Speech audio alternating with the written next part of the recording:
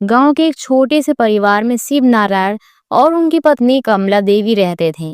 उनके इकलौते बेटे मनोज की शादी पास के गांव की एक सुंदर और पढ़ी लिखी लड़की राधिका से हुई थी। राधिका की सादगी और शालीनता सभी को बहुत ज्यादा भाती थी, पर एक अजीब आदत थी उसमें, जो कि वो गर्मियों में नहाना बिल्कुल पसंद नहीं करती थी। शादी के पहले हफ्ते तक तो सब कुछ ठीक रहा और सास कमला देवी बहू की खूब तारीफें भी करती थी। लेकिन धीरे धीरे उन्हें राधिका की एक आदत खटकने लगी। राधिका गर्मियों में अक्सर नहाने से कतराती थी। कमला देवी को ये बात बहुत अजीब लगी। उन्होंने एक दिन बहू से पूछ लिया, राधिका आज भी नहीं नही क्या? ये तीसरा दिन हो गया है, गर्मी में तो और भी ज्यादा जरूरी है नहाना। राधिका ने मुस्कुराकर कहा, माँ जी मेरी त्वचा बहुत संवेदनशील है, रोज नहाने से मुझे एलर्जी हो जाती है। डॉक्टर ने मुझे हफ्ते में 2 बार ही नहाने को कहा है। कमला देवी का माथा ठनका, पर उन्होंने कुछ भी नहीं बोला। लेकिन अंदर ही अंदर कमला देवी को ये बात भी खाए जा रही थी कि आखिर उसकी बहू राधिका इतनी ज्यादा गंदी कैसे हो सकती है, क्योंकि गर्मियों में जो कि इतनी ज्यादा लोगों को गर्मी लगती है और नहाना बहुत ज्यादा जरूरी भी है। लेकिन भगवान जाने कि आखिर उसकी बहू यहाँ पर उसके पल्ले कहाँ से पड़ गई। लेकिन गांव में सब कुछ छुपता भी कहाँ है। धीरे धीरे ये बातें पड़ोसियों को भी पता चलने लगी। मोहल्ले की औरतें राधिका को देखकर बात बात पर ताना मारती और बोलती, अरे ये तो वही लड़की है ना जो कि बिल्कुल भी नहीं नहाती। कमला दीदी सुना है आपकी बहू गर्मियों में भी नहाने से डरती है। अरे दीदी सुना है बहू तो फैशन में रहती है, नहाना उसे फालतू लगता है। पड़ोसियों के मुंह से ऐसी बातें सुनकर कमला देवी बहुत ज्यादा शर्मिंदा हो जाती। समाज क्या कहेगा ये सोचकर वो राधिका से झगड़ने लगती हैं। तो मेरी बहू है या कहीं की महारानी, सारा मोहल्ला मुझ पर हंसता है और तुझे कोई फर्क भी नहीं पड़ता। माँ जी शरीर की सफाई सिर्फ नहाने से थोड़ी होती है, मैं रोज वेट वाइप से साफ करती हूँ, ये नया जमाना है। राधिका की बातें सुनकर कमला देवी ने ठान लिया था कि अब कुछ ना कुछ तो करना पड़ेगा। उन्होंने मनोज से भी बात की। मनोज ने हंसते हुए कहा, माँ राधिका की आदत है, अब मैं क्या ही करूं, जबरदस्ती तो उससे कर नहीं सकता।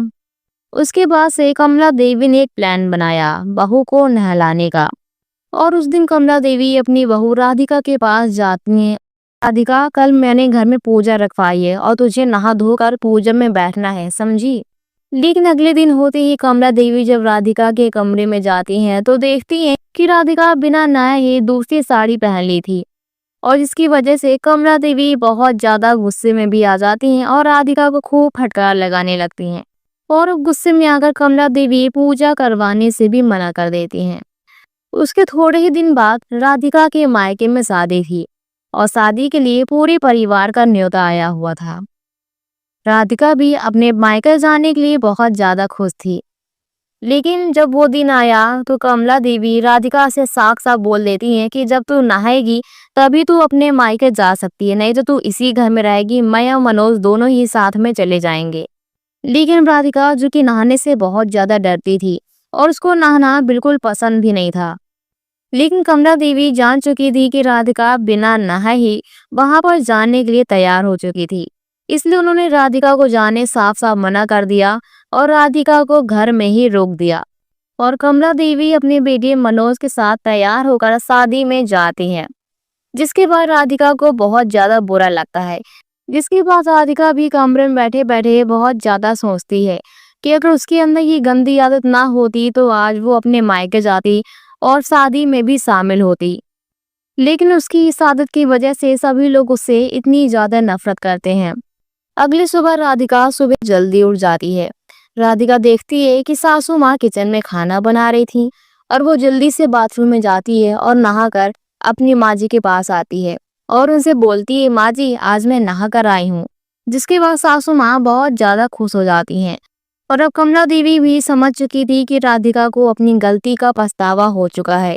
और अब राधिका बोलती है, माँ जी आज से मैं रोज ही नहाऊंगी और आज से आपको मेरी वजह से शर्मिंदा होने की कोई भी जरूरत नहीं है, क्योंकि अब से मैं अपनी पूरी आदत में सुधार कर लूंगी और मोहल्ले वालों के ताने भी आपको नहीं सुनने पड़ेंगे।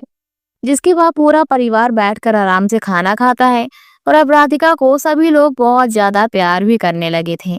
तो दोस्तों आपको आज की ये कहानी कैसी लगी, अपनी राय हमें कमेंट बॉक्स में जरूर दीजिए।